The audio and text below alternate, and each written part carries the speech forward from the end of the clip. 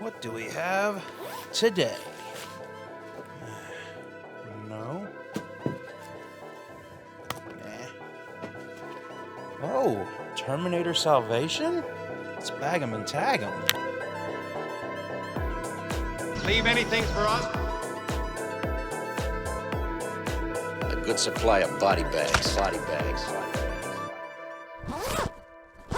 And welcome back to the Movie Morgue. I'm Josh, your movie examiner, and today we're taking a look at Terminator Salvation from 2009, directed by McG.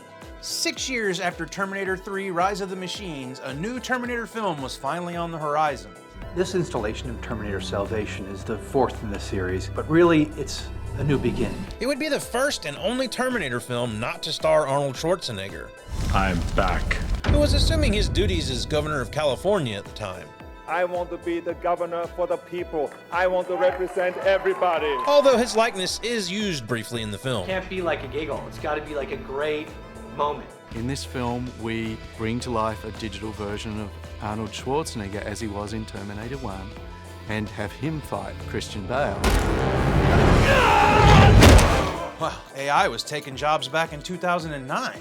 This was also the first Terminator film to receive a PG-13 rating. There is an unrated director's cut, and I'll be mentioning a few scenes from it as we go through the exam.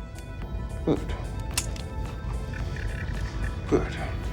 Filling Arnold's shoes would be the non-American psycho Christian Bale, who had just faced off with the Joker in The Dark Knight.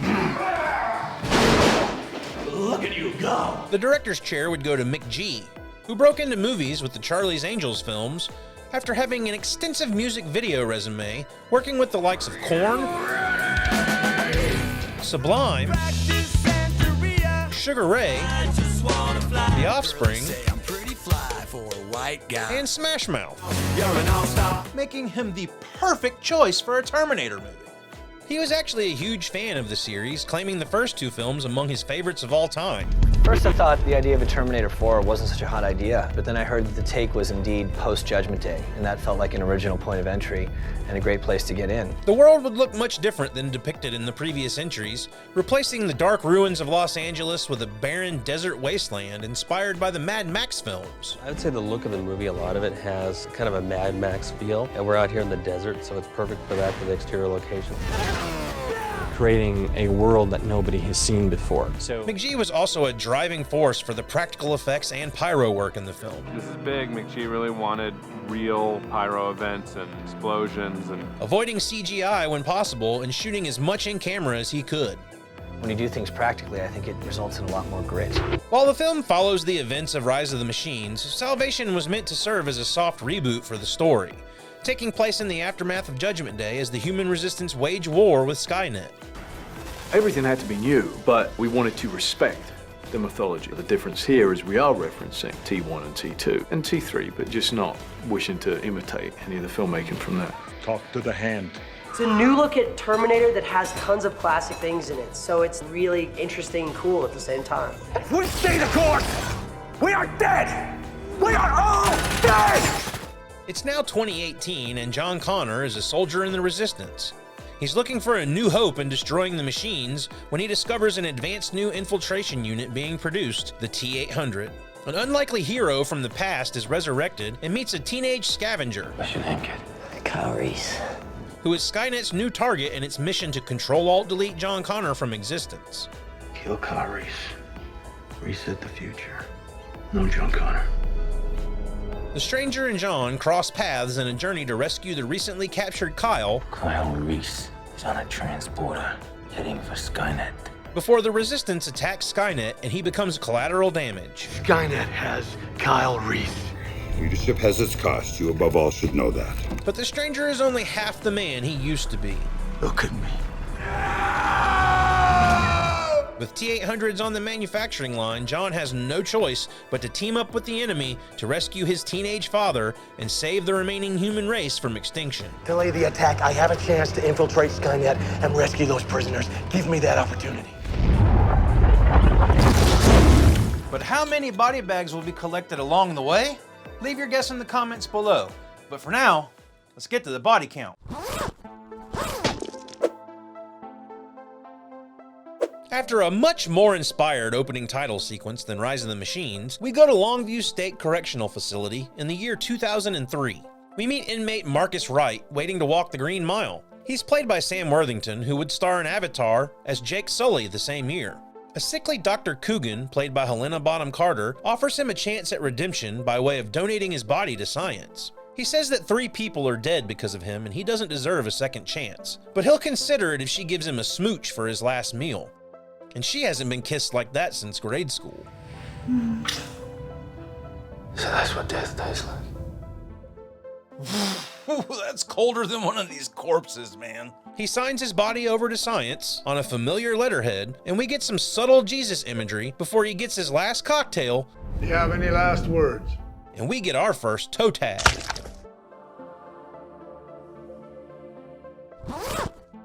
Yeah, I'm gonna need the meat wagon. All right. Text fills us in on the events that led to Judgment Day, in case this is where you're jumping into the Terminator series. And that some people believe one man holds the key to salvation. Others think he's a false prophet. That looks like a similar film called The Matrix. Interesting. His name is John Connor, and the year is 2018. We see a data screen targeting Skynet's research and development facility as a firefight begins. And an HK takes out a fighter jet, putting the pilot in a body bag. Choppers full of resistance soldiers scatter with John Connor leading the troops. He rappels down into the facility like the Caped Crusader. Then he and his team enter Dexter's laboratory to find 2 mutilated bodies on tables looking like they came straight out of Overlord or Frankenstein's army.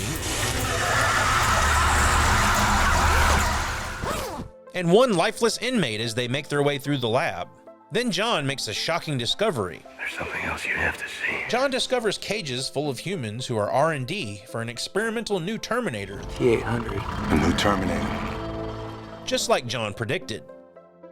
His commanding officer sends him topside with orders. Mind those men, they need to answer me on the radio, even if they're dead. Once topside, John discovers that someone has assassinated President Camacho. That's Terry fucking Crews. You better answer that radio, Jericho. That's an order. Apparently Crews had a much larger role in the beginning of the film, but his scenes were left on the cutting room floor. He didn't even know they were cut until he saw the film for the first time. Kind of like Joey's episode of Law & Order. They cut me out of the show. Because you see that body bag right there? Yeah. I'm in it. I just hope Terry didn't bring his grandma to the movie. John's helicopter chauffeur is a corpse, so he pilots the craft in pursuit of a Skynet transport full of hostages, and his commanding officer radios, Connor, we're joining you topside. The explosion sends the helicopter into a tailspin and finally crashes. And John looks up to see a giant mushroom cloud barreling out of the facility. Holy shit. Oh, yeah, holy shit is right. I gotta go back and count all these people. Let's rewind.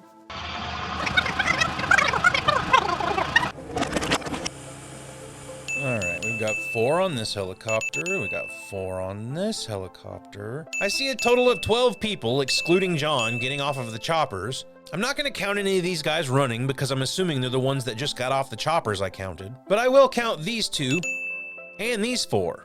The guy standing here is Jericho, who we've already bagged. As John walks through the facility, this is where things get a little tricky. All these people in cages are not very clear, but I'll do my best. I can see 5 people in this shot, another 5 as we pan over. Then we see 4 behind John and another child as a soldier moves out of the way.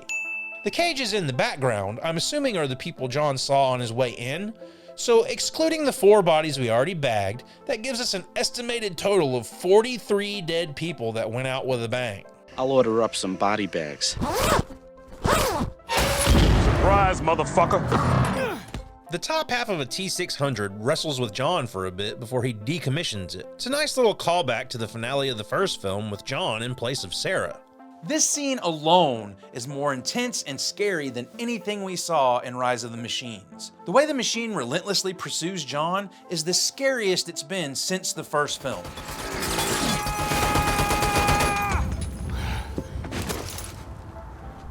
It was accomplished by having Bale interact with a stuntman in a mocap suit, so the motions would be more natural. Then the team at ILM animate the Terminator over the top of the stunt performer.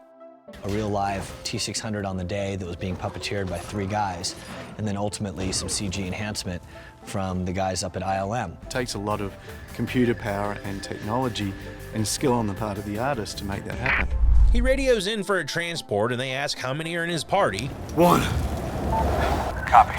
John walks away from the metal corpse, and we pan across the destruction and dissolve into nighttime and see 2 dead bodies on the ground as a dark figure emerges from the crater. It's Marcus, looking like Andy Dufresne on his way out of Shawshank. Andy crawled to freedom through 500 yards of shit-smelling foulness I can't even imagine. He takes one of the corpse's outfits and goes a walkabout. G'day, mate. Meanwhile, John gets an airlift over a body of water and takes a nighttime dive. Then somehow ends up in a submarine that's the Resistance Command headquarters. I'm not too sure how that works, but okay. We meet the charming General Ashdown, played by Canadian actor Michael Ironside, from David Cronenberg's Scanners. He'd also face off with Arnold in Paul Verhoeven's Total Recall and teach cadets about the supreme authority in Starship Troopers. And force, my friends, is violence, the supreme authority from which all other authority is derived. He doesn't believe John is the one. In the director's cut, he actually holds a gun to John's head, saying he could stop the prophecy right here and right now, echoing a scene from Rise of the Machines. Fuck my destiny. What did we find down there? We found this. General Lazenko tells Connor that they intercepted a shortwave radio signal that can disable the machines once and for all. Skynet's a machine, like all machines. It has an off switch. John says he'll do a beta test and report back. They plan to strike Skynet Central in 4 days because they also intercepted a kill list stating that everyone on the sub will be dead by the week's end. And John is number 2 on that list. Who's first, you ask? Kyle. Reese. Neo goes back to Zion where his followers are awaiting his return. Among them is his right hand, Barnes, played by Common, and his wife, Kate Brewster, with a bun in the oven. But she's no Capulet. This time she's played by Bryce Dallas Howard, fresh out of Spider-Man 3, where she was severely miscast as Gwen Stacy. Really? Yeah. John jams out to some of his mom's 80s mixtapes, then tells Kate about their new weapon. She suggests they should pick up a Hydrobot for dinner so they can give it a try. He deducts that the machines are now targeting Kyle to reset the future. Kill Kyle Reese. Reset the future. No John Connor. Marcus travels the Lost Highway and eventually ends up in Hollywood. Hollywood? Whoa! He comes face to face with a trigger-happy T-600 when he gets downtown. Then Charlie Brewster swoops in and tackles him like Jerry Dandridge. The T-600 was an actual actor in a bodysuit with minimal CG enhancement. I don't believe in leaning on CG. I love computer-generated enhancement, but I want to build everything practically. The whole point of this film was to feel it. There was a team of about 60 people working back at Stan Winston's studio on all the different variety of these things. He booby-traps the gunslinger and hangs it out to dry, then tries out a pickup line he's been working on. Come with me if you want to live. You're so cool, Brewster. The murder bot sprays gunfire at them and quickly amputates its own leg to free itself. While Kyle and Marcus ascend to the roof of a building, and Kyle gives a young girl the signal to flatten the metal meathead.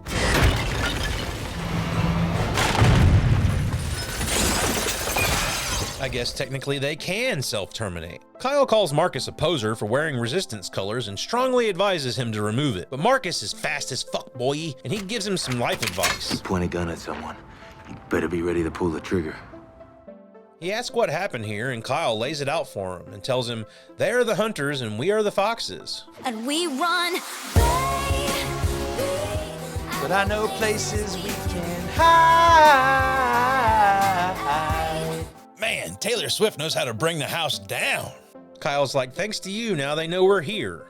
This time Kyle is played by Anton Yelchin, who starred as Chekhov in the Star Trek reboot the same year. Ensign Chekhov, Pavel Andreevich. And is a fantastic young Kyle. Tragically, Yelchin died in 2016 at the far too young age of 27 due to a freak accident at his Los Angeles home. He left us with some great performances though. Check out the Fright Night remake, which is actually quite fun. Hey, guy. Hey. And the A24 produced Green Room, which we've covered in an episode of my podcast. Back at Zion, John serves up some Aquabot for his beta test. They activate the signal, and holy shit. Holy shit. That's what I said. It actually works. I think it might be time to go full scale. Destroy this thing. Kyle and Star invite Marcus to the LA branch of the Resistance. Welcome to the headquarters. And they have some dinner. 2-day-old coyote. Better than 3-day-old coyote. Marcus teaches Kyle a magic trick. Magic. Then repairs their radio, just in time to hear John Connor pump up the volume like he were Happy Harry Hard-On. How far can you go to amaze and disgust the insatiable Hard Harry, huh? We see survivors across the area tuning in to hear him talk hard.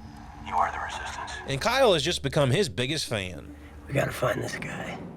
The next day, Kyle pleads with Marcus to take him east to find the Resistance, as Marcus fixes up some wheels. When Alice in Chains' Rooster starts playing in the car Marcus just started.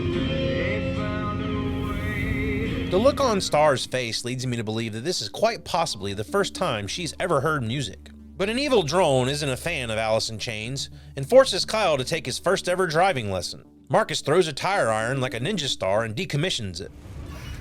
If the idea is to stay alive, I'm driving. They make a pit stop at 7-Eleven for some gas and Twinkies when they meet some Resistance fighters that don't really do much resisting. What a joke. You keep your heads down and they'll come for you eventually. Oh shit, yeah they will. A harvester manages to sneak up on them and starts collecting specimens for Skynet's science project. Engage and capture. Do not destroy. It begins eliminating the surrounding vehicles, giving us a few bodies to bag, and takes out one of the Resistance fighters with the explosion. There's a driver in this car that speeds away only to get shot like a bottle rocket. And I count at least 3 in this truck. We've got the driver, whoever opened the door, and our Klingon. Kyle tells Marcus they're destined to become street meat as well, unless they make a stand right here and right now. So Marcus pumps some gas into the harvester and lights a flare and says, "Thanks for shopping at 7-Eleven." This gas station was built 1-to-1 scale and actually blown up for the movie. It was created as a set, but it was built as a structural element. The philosophy in the film has been to do as much here practically as we can. The Craig computer-generated harvester to sort of match into that photography. So we had to take a 28-foot tanker and recreate it with lightweight, thin materials that we could blow up safely. That was part of the joy of the picture, was to create that heat and that impact of the fire really being in your face. A lot of eyebrows were lost, but here we are. But the fireworks just piss off the Decepticon, and it sends out 2 Moto Terminators to pursue them.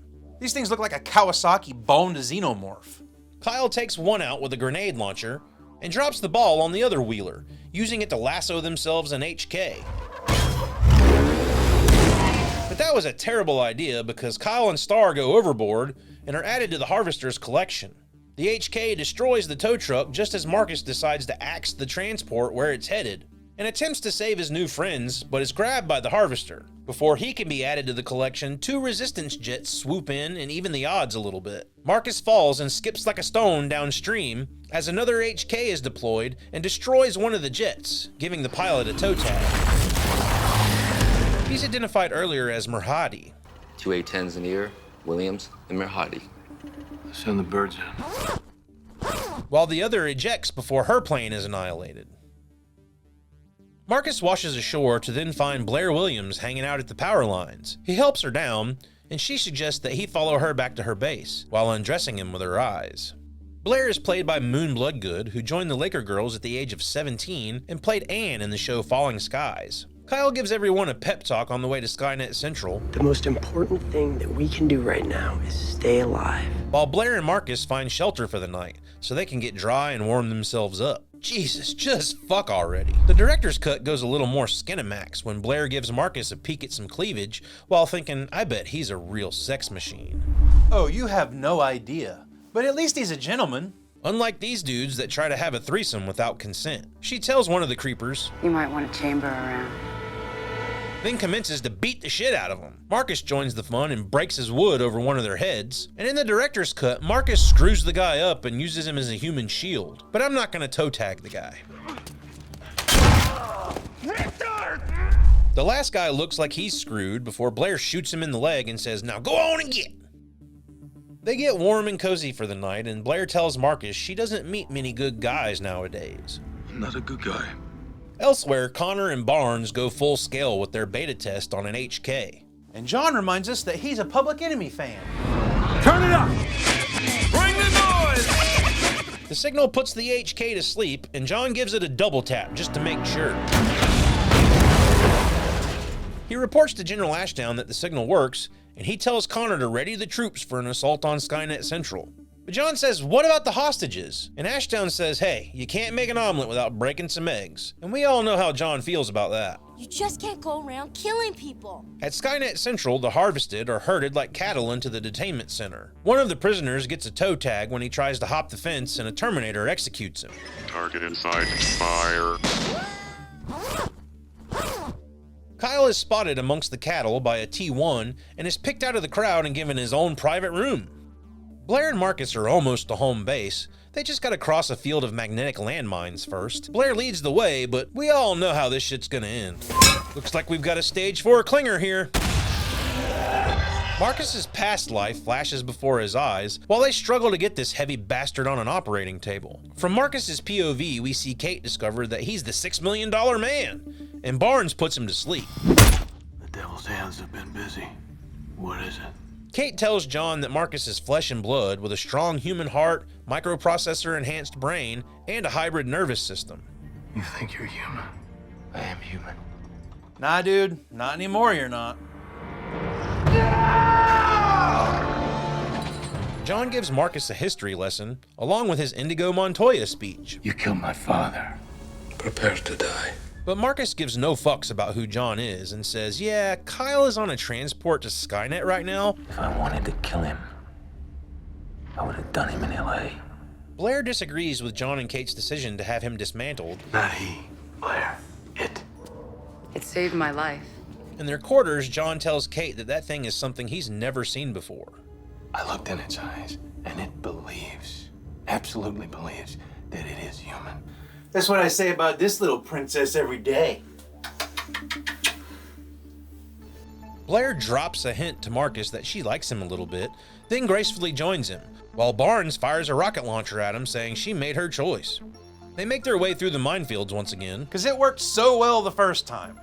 And Blair takes a bullet to the leg, then covers for Marcus as he clotheslines a biker and steals his wheels. He's nearly clear of the base when John catches up and takes a few shots at him. And John loves the smell of napalm in the morning.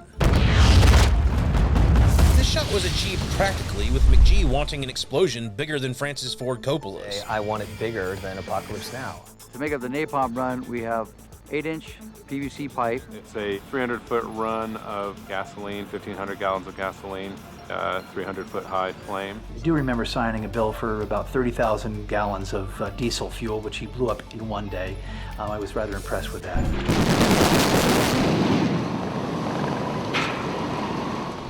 The chopper hovers over water waiting for Marcus, but a Hydrobot pops out like Rambo in First Blood Part 2 and takes out the gunner. Two more attack the chopper, and it crashes as a Hydrobot pulls the pilot out of John's hands. Give me your hand! Give me your hand! John struggles to shore with the machines closing in like a pack of raptors. One lunges at him before Marcus Voorhees jumps out of the lake and pulls it under. John threatens him, but Marcus has already figured out that gun ain't gonna stop shit! And he tells John that he's his only hope of crashing the party at Skynet Central, because he knows the security guy. I can get you in. John's like, well, hit me up when you get there. What are you? I don't know.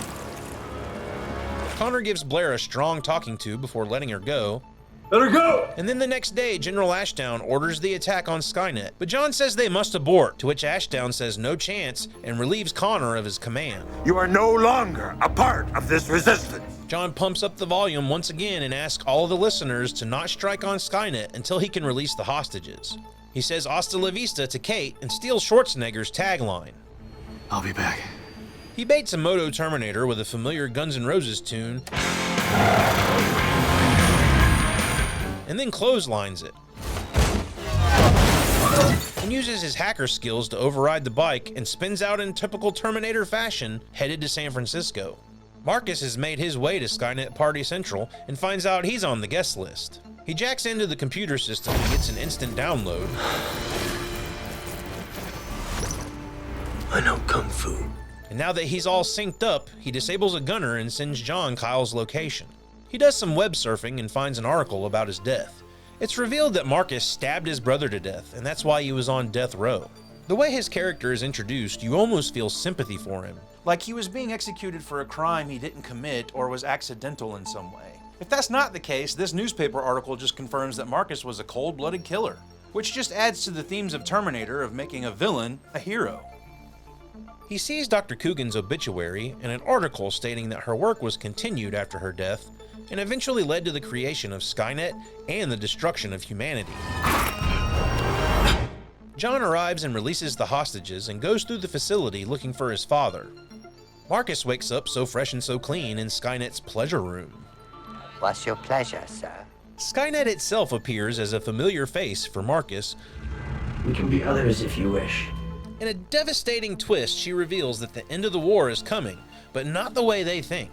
Since the signal they discovered was just a red herring to expose the Resistance headquarters. That it is the Resistance that will be terminated, not Skynet. And an HK locates the submarine and destroys it.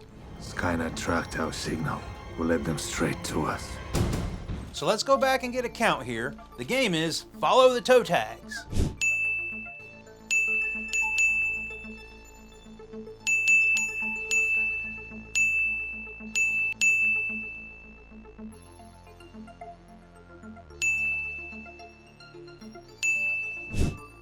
It gives us a total of 16 seamen that were terminated by the blast and are now sleeping in Davy Jones' locker, including General Lizenko. We have destroyed ourselves. And Ashdown.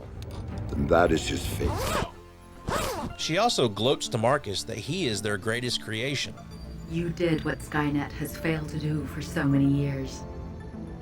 You killed John Connor. John is still on the hunt for Kyle when an old friend comes out to play for a minute. Nice night for a walk. Marcus tells Skynet that he's not into bondage and slavery, and rips the CPU from his head and breaks free to go save John. He finds a lifeless resistance fighter and steals his wardrobe, while Kyle is picked up and nearly becomes a science project, but jabs a 600 in the neck, throwing off its targeting system. A little trick he learned from listening to John Connor radio. As they run through the facility, we see bodies on tables, and I have a count of 3 unknowns here. We then get the heartfelt first meeting of a father and his son. What's your name? Kyle Reese. Dad?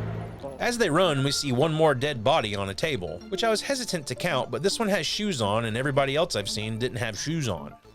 John melts the T-800's living tissue so we don't have to suffer through deepfake Arnold any more than we have to. Then they end up in Skynet's version of a good guy factory and see T-800s on the assembly line. Star notices a bunch of Terminator Duracells, another reference to Rise of the Machines. You are terminated. And an elevator fakes them out so a murder skeleton can sneak up on them. He's behind you! You better grab that, Star. It'll come in handy later. Kyle sends it packing and John puts he and Star on the elevator. Who are you? I'm Batman. But the 800 comes back full force and they duke it out for a minute before Marcus saves his ass. Why'd you pick on somebody your own size, bro? Huh? While Marcus and the 800 go a few rounds, John preps the fuel cells to blow. But Marcus gets a shot to the heart and goes down for the count. The rescue team arrives and Kyle tells them that John is still inside. The T-800 fakes John out using Kyle's voice, and he fires a few shots before dropping down to the next floor. He then gives the T-800 a molten shower, and it rises looking like Dr. Doom, and John says, "Chill out, dickwad." The robot freezes up slowly just after turning John into Scarface. Go away! You son of a bitch! It begins to break free from the steel as John zaps Marcus back to life. Oh shit! You weren't expecting that, were you? Marcus gets pissed and takes his aggression out on the machine, decapitating him.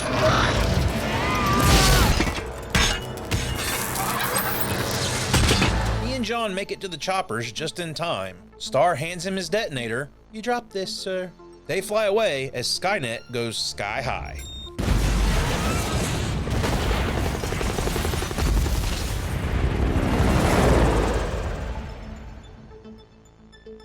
John is on his deathbed, but makes a point to award Kyle his resistance uniform. You earned it. Kate says there's little hope of saving John, unless someone's got an extra heart laying around. Take mine. Kyle and Star say their goodbyes, and Blair steals a kiss from her good guy. And we end with the two being prepped for surgery, and Marcus tells us the difference between us and them. It's the strength of the human heart. The difference between us and machines. I've decided not to count Marcus again because he already got a toe tag in the beginning of the movie. He can just hang on to that one. John pumps up the volume one last time, telling the Resistance the battle has been won, but the war rages on. As helicopters fly away, the film closes with John's favorite quote, There is no fate but what we make. And in loving memory of Stan Winston appears on screen before credits roll. But how many body bags did we harvest from Terminator Salvation? Let's get out the blackboard and break this shit down. I have a grand total of 74 dead bodies that we toe tagged in Terminator Salvation. I could only identify 6 of the victims, which left us with 68 unidentified John/Jane Does. I didn't see any dead dogs in the movie, so therefore, nobody's going in the pet cemetery, and that's good news. And with a runtime of 116 minutes, that means we dispatch the meat wagon every 1.56 minutes. And I have to give the toe tag for best cause of death to the helicopter gunner that's attacked by a Hydrobot. It's unexpected when the Hydrobot comes out of the water and pulls the guy down. It's just one of the cooler kills in the movie. My honorable mention toe tag will go to Jericho, because I gotta show Terry Crews some love, because this movie sure didn't. And that wraps up my exam of Terminator Salvation. It opened at number 2 at the box office, being the first in the franchise not to open at number 1. It performed better overseas, but the film ultimately fell short with critics and moviegoers alike. With more negatives than positives, Salvation would become one of the many failed attempts to breathe new life into the Terminator series. The absence of Schwarzenegger didn't help things, but ultimately the film was criticized for robotic storytelling and Christian Bale being miscast as John Connor, giving a one-dimensional performance, and the Marcus character ultimately feeling out of place. The PG-13 rating also soured fans, claiming it neutered the film.